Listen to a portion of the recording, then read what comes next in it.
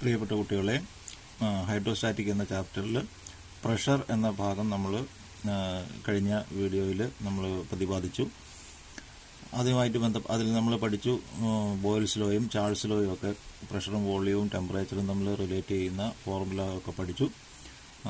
അതുമായിട്ട് റിലേറ്റ് ചെയ്യുന്ന ചില പ്രോബ്ലംസ് ആണ് നമ്മളിവിടെ സോൾവ് ചെയ്യുന്നത്. ആദ്യത്തെ ചോദ്യം, at 80 centimeter pressure the volume of gas is 800 cc. How much pressure be increased to bring the volume of gas at 200 cc? അതായത് 80 സെന്റിമീറ്റർ പ്രഷർ, സെന്റിമീറ്റർ പ്രഷർ എന്ന് പറഞ്ഞാൽ സെന്റിമീറ്റർ ഓഫ് മെർക്കുറി ആണ്. ആ ലെങ്തിന്റെ യൂണിറ്റിൽ പ്രഷർ തരുമ്പോൾ എപ്പോഴും നമ്മൾ അത് സെന്റിമീറ്റർ ഓഫ് മെർക്കുറി എന്ന് മനസ്സിലാക്കണം. 80 സെന്റിമീറ്റർ മെർക്കുറി പ്രഷറിൽ the volume of gas is 800 cc. ആ വാതകത്തിന്റെ വ്യാപ്തം 800 cc ആണ്. How much pressure be increased, എത്ര പ്രഷർ കൂട്ടണം, ഇൻക്രീസ് ചെയ്യണം, to bring the volume of gas at 200 cc. അത് 200 cc ആക്കി കുറയ്ക്കുക. 800 cc നിന്ന് 200 cc ആയിട്ട് പ്രഷറൈസ് ചെയ്യുക, മർദ്ദിക്കുക. അപ്പോൾ 200 cc മാറ്റണമെങ്കിൽ അതിൻ്റെ എത്ര പ്രഷർ കൊടുക്കണം, അല്ലെങ്കിൽ എത്ര 200 cc ആകുമ്പോൾ എത്ര പ്രഷർ എക്സാർട്ട് ചെയ്യണം, അല്ലെങ്കിൽ 200 cc ചുരുക്കി കഴിഞ്ഞാൽ അതിൻ്റെ പ്രഷർ എത്രയാവും, അത്രയും പ്രഷർ നമ്മൾ അപ്ലൈ ചെയ്ത് കഴിഞ്ഞാൽ ഇത് 200 cc ചുരുങ്ങുള്ളൂ ഈ ഗ്യാസ്. ഓക്കെ, അപ്പം നമുക്കറിയാം as per Boyle's law P1 V1 is equal to P2 V2. As per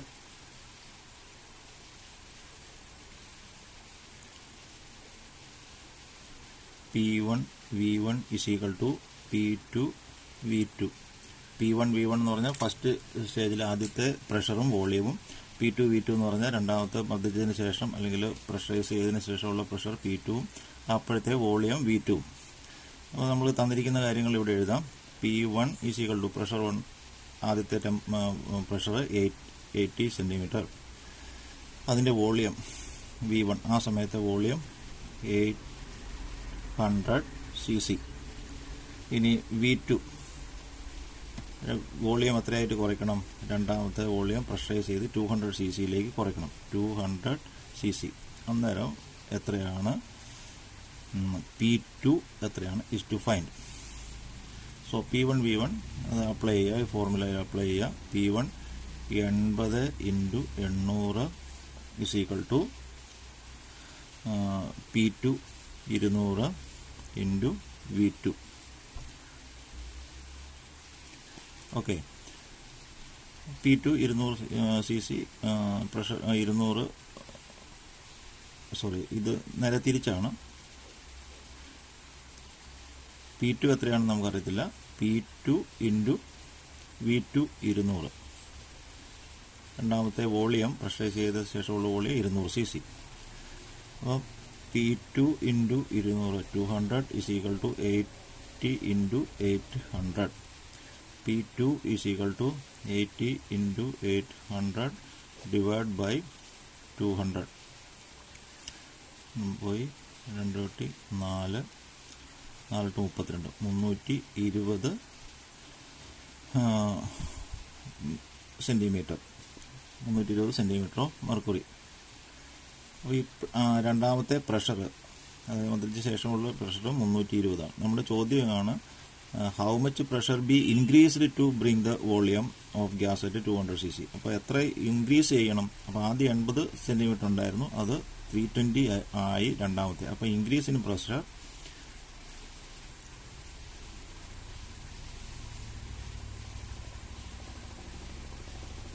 is equal to 320 minus 80.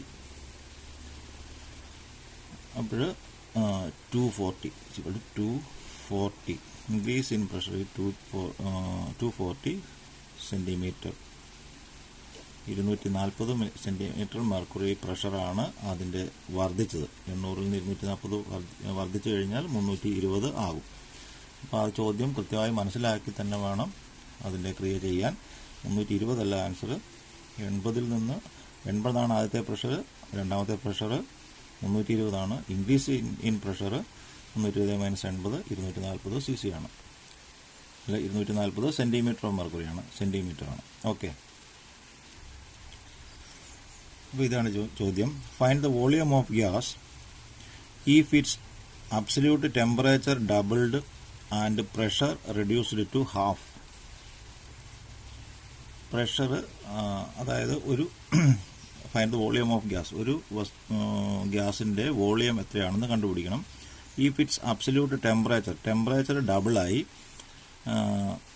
Temperature കൂടി, pressure reduced to half, pressure അതിൻ്റെ പകുതിയായിട്ട് കുറഞ്ഞു. ടെമ്പറേച്ചർ കൂടി, പ്രഷർ കുറഞ്ഞു. അപ്പോൾ അതിൻ്റെ വോളിയം എത്രയായിരിക്കും എന്നാണ്.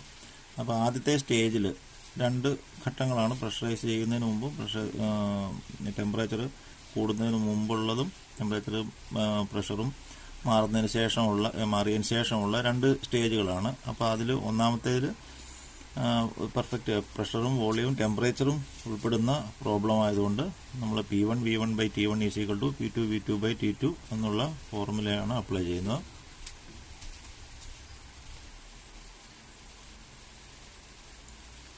ഇവിടെ initial pressure P1, initial volume V1, initial temperature T1, final pressure P2 = half P1.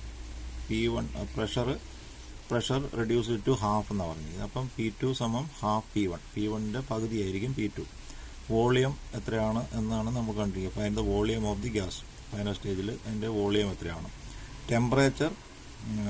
Temperature ഡബിളായി, അപ്പോൾ T2 = 2T1. ഓക്കെ, ഇനി applying formula P1 V1/T1 = P2 V2/T2. ഇവിടെ നമുക്ക് ഈ വാല്യൂ അപ്ലൈ ചെയ്ത് കഴിയുമ്പോൾ നമുക്ക് കാണേണ്ടത് എന്താണ്? V2 ആണ് കാണേണ്ടത്. V2 volume V2 is to find. അപ്പോൾ പിന്നെ V2 അവിടെ നിർത്തിക്കഴിഞ്ഞാൽ, V2 ഇവിടെ നിർത്തിക്കഴിഞ്ഞാൽ നമ്മൾ ഇപ്പുറം കൊണ്ടുവരിക.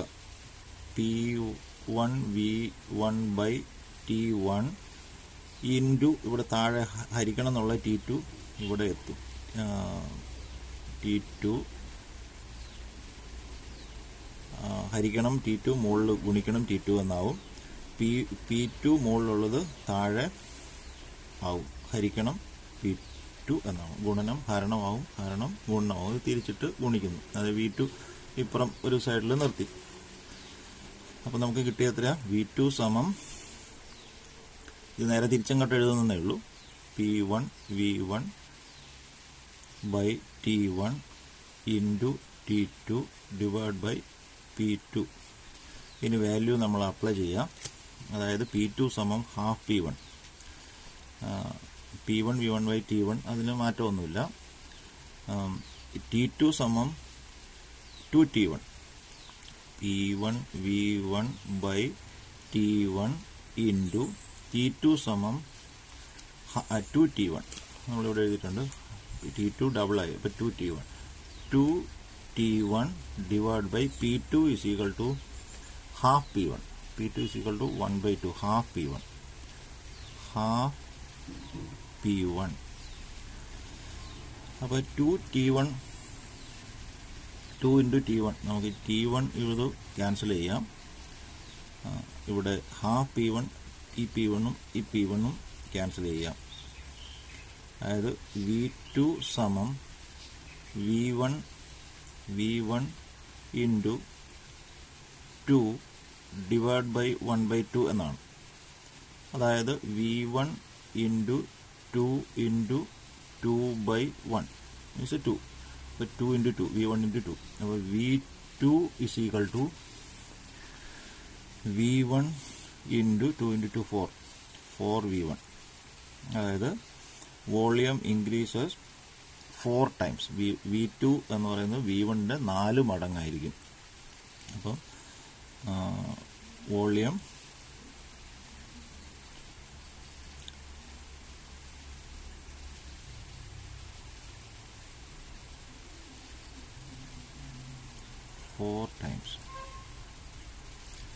അതായത് 4 times of initial volume, 4 times of initial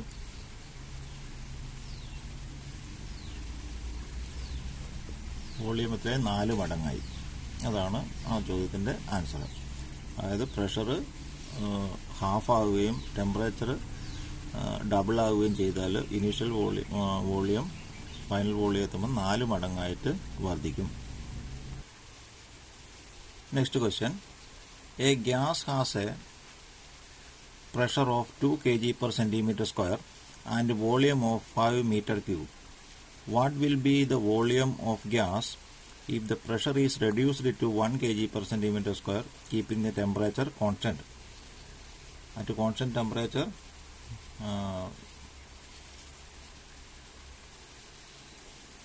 constant temperature gas follows the Boyle's law. Boyle's law പ്രകാരം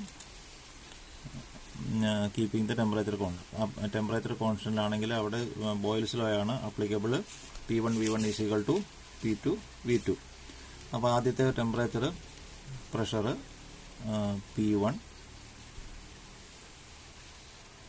P1 സമം 2 kg per centimeter square. Volume V1 is equal to 5 meter cube. ഇനി P2 പ്രഷർ P2 രണ്ടാമത്തെ സ്റ്റേജിൽ pressure P2 1 kg per centimeter square. V2 എത്രയാണ് എന്നാണ് കാണേണ്ടത്. അപ്പോൾ temperature constant ആണെങ്കിൽ അപ്പോൾ applying formula as per Boyle's law P1 V1 is equal to P2 V2. V2 is equal to V2 ആണ് കണ്ടത്. V2 ഈസ് ഈക്വൽ ടു ഫോർമുലയിൽ തന്നെ റീഅറേഞ്ച് ചെയ്യുക, അല്ലെങ്കിൽ വാല്യൂ അപ്ലൈ ചെയ്തതിന് ശേഷം റീഅറേഞ്ച് ചെയ്താലും കുഴപ്പമില്ല. V2 is equal to P1 V1 by P2. P1 V1 by P2 is equal to P1 V1. P1 എത്രയാണ്? 2 into V1 5 by P2 1 2 into 5 by 1 10 ആണ് V2. ഇതിൻ്റെ വോളിയം മീറ്റർ ക്യൂബിലാണ് വന്നിരിക്കുന്നത്. അപ്പോൾ ഇവിടെ 10 മീറ്റർ ക്യൂബ് ആയിരിക്കും അതിൻ്റെ വോളിയം. അടുത്ത ചോദ്യം ഇതാണ്, height of mercury in barometer is 76 centimetre. ബാരോമീറ്ററിൽ മെർക്കുറി കോളത്തിൻ്റെ ഹൈറ്റ് 76 സെൻറ്റിമീറ്റർ ആണ്. If instead of mercury kerosene oil is filled. മെർക്കുറിക്ക് പകരം കെറോസിൻ ഓയിലാണ് ഫില്ല് ചെയ്യുന്നതെങ്കിൽ kerosene oil is filled. What would be the height of kerosene? ആ kerosene ഓയിലാണ് fill ചെയ്യുമെങ്കിൽ അതിൻ്റെ കെറോസിൻ്റെ ഹൈറ്റ് എത്രയായിരിക്കും? If it's density is 0.8. അപ്പോൾ ഇവിടെ നമ്മളൊരു പാത്രത്തിൽ മെർക്കുറി എടുത്തു. ഇതാണ് ബാരോമീറ്റർ, നിങ്ങൾ ഓർക്കുന്നുണ്ടാവും. ഇതിൻ്റെ അകത്ത് മെർക്കുറി നിറച്ചു. മെർക്കുറി ഇതിൻ്റെ അകത്ത് ഫില്ല് ചെയ്തിട്ട് ഇത് താഴേക്ക് കമത്തി. അപ്പോൾ ഇത്ര ഈ 76 സെൻറ്റിമീറ്റർ ഹൈറ്റ് ഉണ്ടായിരുന്നു. ഈ മെർക്കുറി കോളത്തിന് പകരം ഇവിടെ ഒരു കെറോസിൻ ഓയിൽ മണ്ണെണ്ണ നിറച്ച ഒരു പൈപ്പ്, അതിൻ്റെ അകത്ത് ഇവിടെ പാത്രത്തിൽ മണ്ണെണ്ണ നിറച്ചു. അതിൻ്റെ അകത്ത് മണ്ണെണ്ണ നിറച്ചു. അപ്പോൾ ഈ മെർക്കുറി കോളത്തിൻ്റെ ഹൈറ്റ് അല്ലെങ്കിൽ കെറോസിൻ ഓയിലിൻ്റെ H2 എത്രയായിരിക്കും, ഹൈറ്റ് എത്രയായിരിക്കും എന്ന് വെച്ചാൽ ഈ രണ്ടിനെ 76 സെൻറ്റിമീറ്റർ മെർക്കുറി കോളത്തിനെ താങ്ങി നിർത്തുന്ന അറ്റ്മോസ്ഫിയറിക് പ്രഷറാണ്. ഈ ഉയർന്ന കെറോസിൻ ഓയിലിനെയും താങ്ങി നിർത്തുന്നത് അറ്റ്മോസ്ഫിയറിക് പ്രഷറാണ്. ഈ മെർക്കുറി വളരെ ഡെൻസിറ്റി കൂടിയ വസ്തുവാണ്. മെർക്കുറിയുടെ ഡെൻസിറ്റി 13.6 ആണ്. അപ്പോൾ ഈ മെർക്കുറിക്ക് പകരം 0.8 ഡെൻസിറ്റിയുള്ള റിലേറ്റീവ് ഡെൻസിറ്റിയുള്ള മെർക്കുറി എത്തിക്കഴിഞ്ഞാൽ അത് വളരെയധികം അതിൻ്റെ എത്രയോ ഇരട്ടി ഉയരം ഉണ്ടാവും. അപ്പോൾ ഇവിടെ ഇതിൻ്റെ റിലേറ്റീവ് ഡെൻസിറ്റി 1 ആണെങ്കിൽ തന്നെ 13.6 മീറ്റർ ഉണ്ടാവും. അപ്പോൾ ഇതിൽ 0.8 ആണ്, 1-നേക്കാളും കുറവാണ് കെറോസിൻ്റെ റിലേറ്റീവ് ഡെൻസിറ്റി. അപ്പോൾ ഈ ഹൈറ്റ് എത്രയാണ് എന്നാണ് നമ്മൾ കണ്ടുപിടിക്കേണ്ടത്.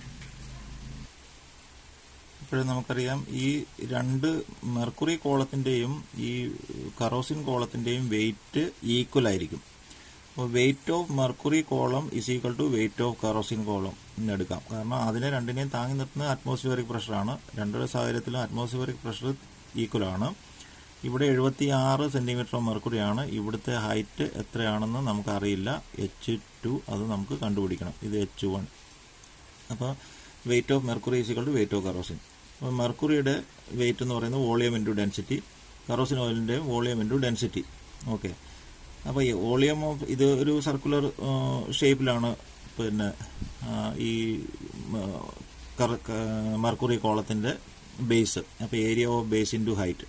ഇപ്പോൾ area of base into height H1. Volume is equal to area of base into height.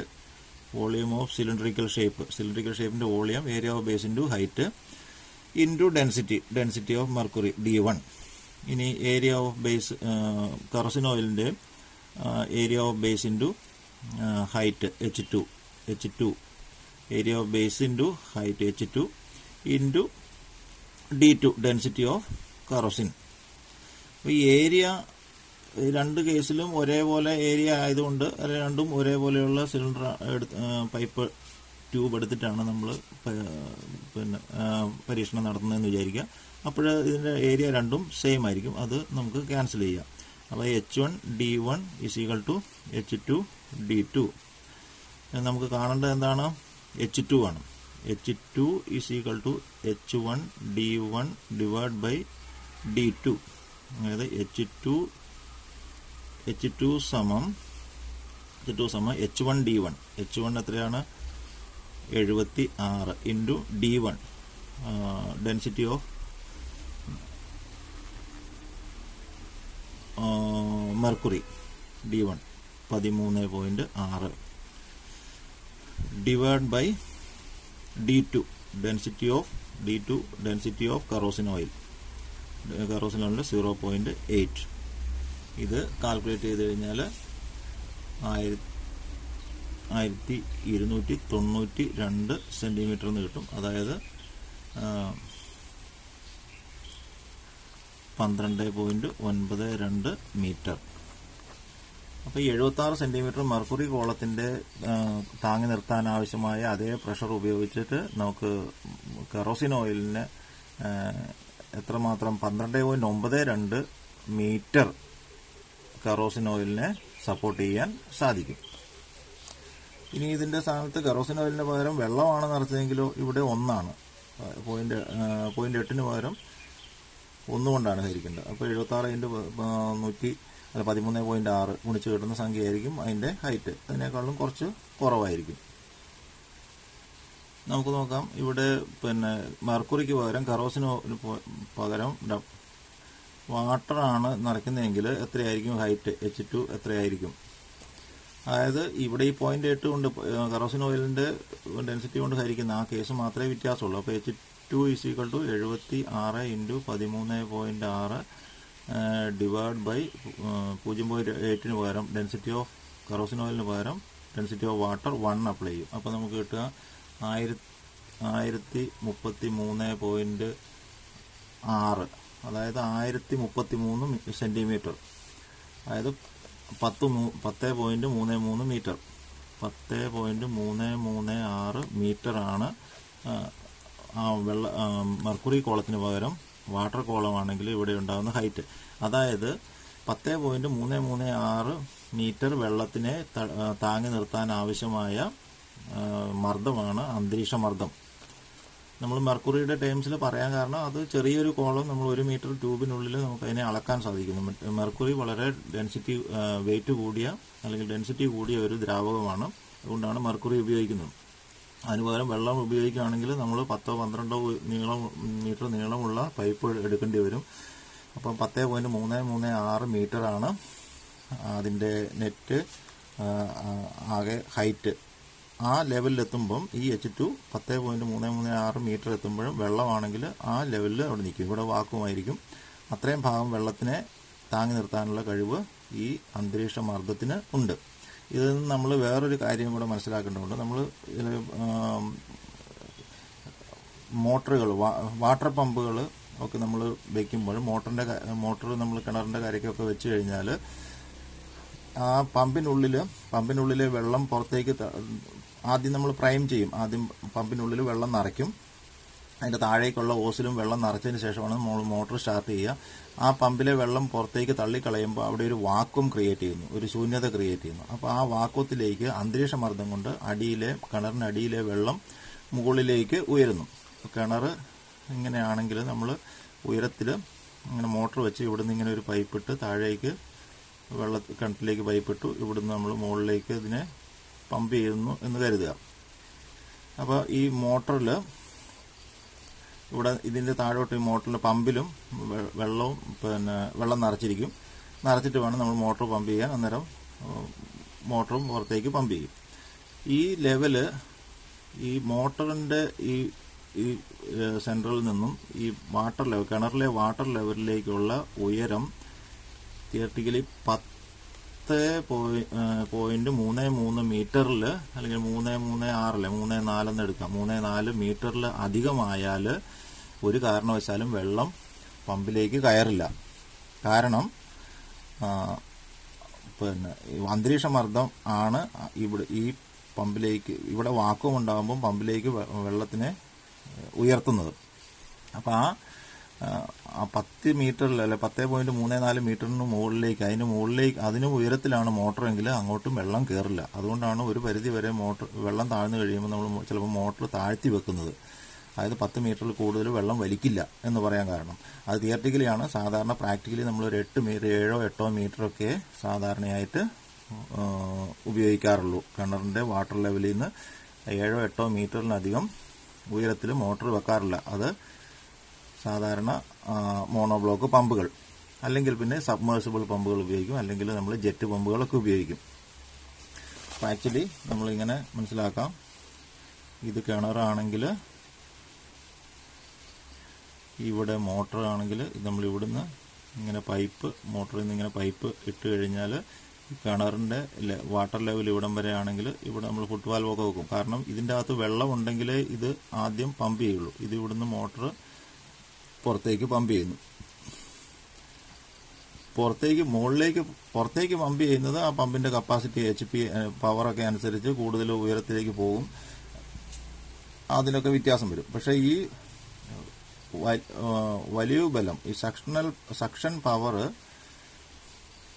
കൃത്യമായി പറഞ്ഞാൽ 1 ബാറാണ് അറ്റ്മോസ്ഫിയറിക് പ്രഷറെങ്കിൽ 176 മില്ലിമീറ്റർ മെർക്കുറിയാണ് അറ്റ്മോസ്ഫിയറിക് പ്രഷറെങ്കിൽ 10.34 മീറ്റർ മാത്രമേ അതേ പാടുള്ളൂ. അതിന് മുകളിലേക്ക് ഉയർത്തി മോട്ടോർ വെച്ച് കഴിഞ്ഞാൽ ഇവിടെ എത്ര വാക്വം ഉണ്ടായാലും വെള്ളം ഇവിടെ 10 മീറ്റർ എത്തി കഴിയുമ്പോൾ അവിടെ നിൽക്കും. അതിന് മുകളിൽ വാക്വമായിട്ട് നിൽക്കും, അതിന് മുകളിലേക്ക് പോവില്ല. അത് നമ്മൾ പ്രാക്ടിക്കലി മനസ്സിലാക്കേണ്ട ഒരു കാര്യമായതുകൊണ്ട് നമ്മൾ ഇതിനോടൊപ്പം പറഞ്ഞു വന്നേ ഉള്ളൂ. അപ്പം നമ്മൾ എന്ത് ചെയ്യും, അങ്ങനെയുള്ള സാരി മോട്ടറിൽ കിണറിലെ വെള്ളത്തിൻ്റെ ലെവൽ ഇങ്ങനെ താഴെ 1 മീറ്ററൊക്കെ താഴ്ന്നു കഴിഞ്ഞാൽ നമ്മൾ കൃത്യം 10 മീറ്റർ വെച്ച് കഴിഞ്ഞാൽ 1 മീറ്റർ വെള്ളത്തിൻ്റെ ലെവൽ താഴ്ന്നു കഴിഞ്ഞാലും മോട്ടോർ വലിക്കില്ല. അപ്പം നമ്മൾ കിണറ്റിലും ഈ മോട്ടർ ഇങ്ങനെ താത്തി കൊടുക്കും. ഇവിടെ എത്തിയിട്ട് 10-15 മീറ്ററൊക്കെ താഴെയുള്ള കിണറാണെങ്കിൽ കിണറ്റിലേക്ക് താഴ്ത്തി കൊടുക്കേണ്ടി വരും. അതല്ലെങ്കിൽ പുതിയ ടെക്നോളജി അനുസരിച്ചുള്ള നമ്മൾ സബ്മേഴ്സുകൾ വെള്ളത്തിൽ മുങ്ങിക്കിടക്കുന്ന പമ്പോ അല്ലെങ്കിൽ ജെറ്റ് പമ്പുകളോ അല്ലെങ്കിൽ കംപ്രസർ പമ്പുകളോ ഒക്കെ ഉപയോഗിക്കും. ഓക്കെ.